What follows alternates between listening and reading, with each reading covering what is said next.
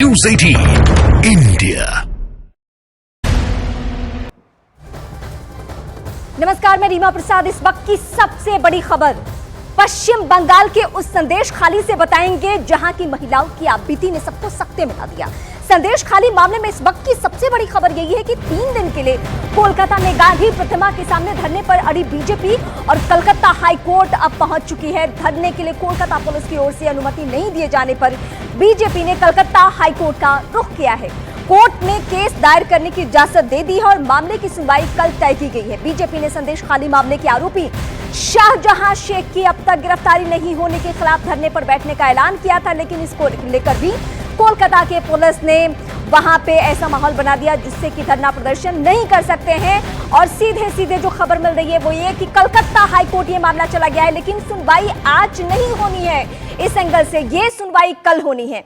महिलाओं की वो आपबीती जिसे सुनकर जो भी सुना दंग रह गया, हैरान रह गया कि क्या भारत में ही है संदेश खाली जिसकी आवाज किसी तक पहुंची नहीं थी। मैं सीधे अपनी सहयोगी आशिका का रुख करती हूं। आशिका, धरना प्रदर्शन हर रोज की ये तस्वीर हो चुकी है, ये कोई नई बात नहीं, कोई बड़ी बात नहीं। अदालत में भी सुनवाई हो रही है, लेकिन शाहजहां शेख की गिरफ्तारी के एंगल से सरकार के पास क्या जवाब है इस वक्त? देखिए, आपका जो सवाल है रीमा, उसका जवाब मैं लूंगी क्योंकि मेरे साथ इस समय बीजेपी के वरिष्ठ नेता हैं शिशिर बाजोरिया। इनसे जानूंगी। सवाल ये कि धरना आपको देने नहीं दिया जा रहा है, उसके लिए परमिशन नहीं मिल रही है, संदेश खाली आपके नेता नहीं जा पा रहे हैं, शेख शाहजहां की गिरफ्तारी नहीं हो पा रही। देखिए, पश्चिम बंगाल में विपक्ष ये चाहते हैं कि विपक्ष कुछ न करे, इनके संग बैठ के ताली बजाए।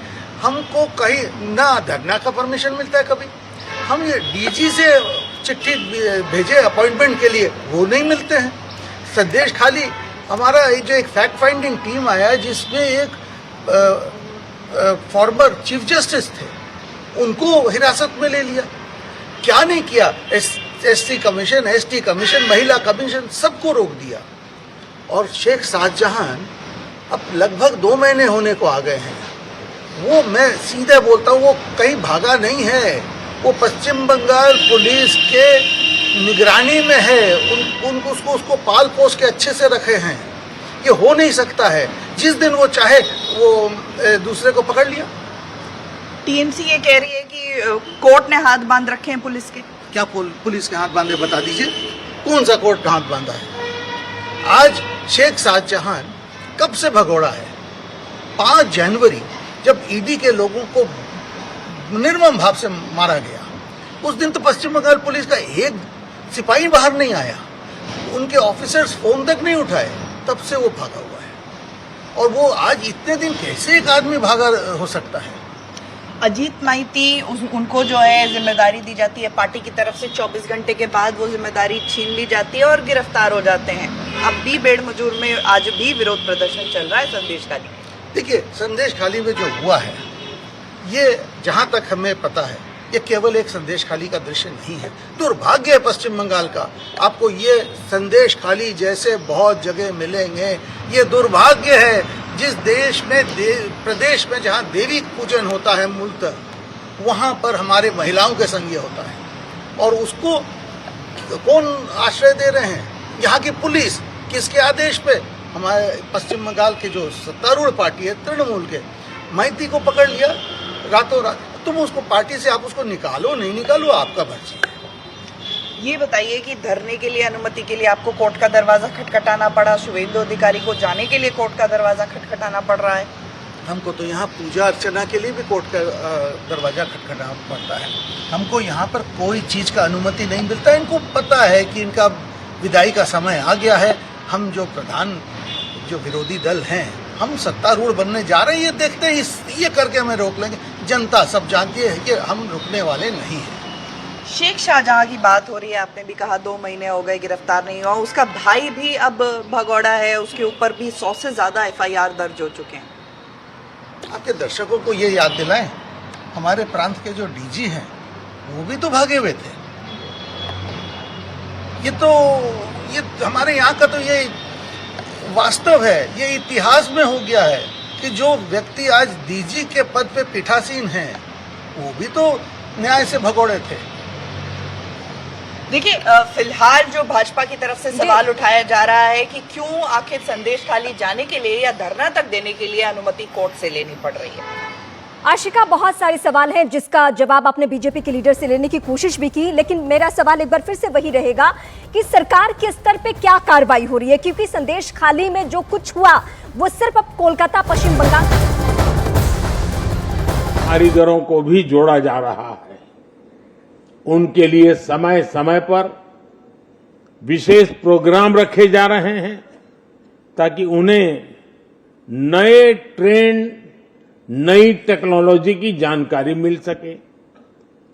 स्किल डेवलपमेंट और कैपेसिटी बिल्डिंग के लिए हम समर्थ योजना चला रहे हैं। इसके तहत 2.5 लाख से अधिक व्यक्तियों को ट्रेनिंग दी जा चुकी है। इनमें से अधिकतर महिलाएं हैं और इनमें से 2.25 लाख से ज्यादा साथी इंडस्ट्री में प्लेस भी हो चुके हैं। साथियों, बीते दशक में हमने एक और नया आयाम जोड़ा है। ये आयाम है वोकल फॉर लोकल का। आज पूरे देश में वोकल फॉर लोकल और लोकल टू ग्लोबल का जन आंदोलन चल रहा है। आप सब तो अच्छी तरह जानते हैं कि छोटे छोटे बुनकरों, छोटे छोटे कारीगरों, लघु और कुटीर उद्योगों के पास राष्ट्रीय स्तर पर एडवर्टाइजमेंट के लिए, मार्केटिंग के लिए बजट नहीं होता है और हो भी नहीं सकता है। इसलिए इनका प्रचारक आप करें या न करें, मोदी कर रहा है।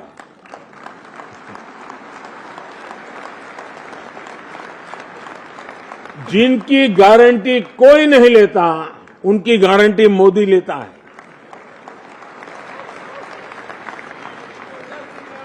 हमारे इन साथियों के लिए भी सरकार देश भर में एग्जीबिशन से जुड़ी व्यवस्थाएं बना रही है। साथियों, एक स्थिर और दूरगामी नीतियां बनाने वाली सरकार का सकारात्मक प्रभाव इस सेक्टर की ग्रोथ पर साफ देखा जा सकता है। 2014 में भारत के टेक्सटाइल मार्केट का वैल्यूएशन 7 लाख करोड़ रुपए से भी कम था। आज ये 12 लाख करोड़ रुपए को भी पार कर गया है।